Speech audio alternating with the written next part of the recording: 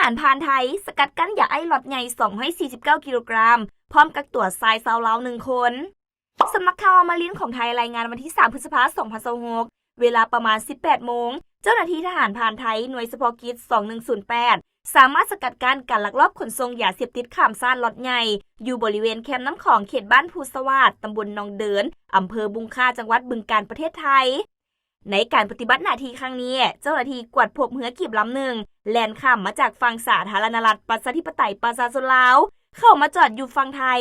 ในขณะที่กลุ่มคนดังกล่าวกำลังลำเลียงเป๋าต้องสงสัยขึ้นฝั่งเจ้าหน้าที่จึงได้แสดงตัวเข้ากวดสอบเห็นให้กลุ่มดังกล่าวเฝ้าแลนหลบหนีไปได้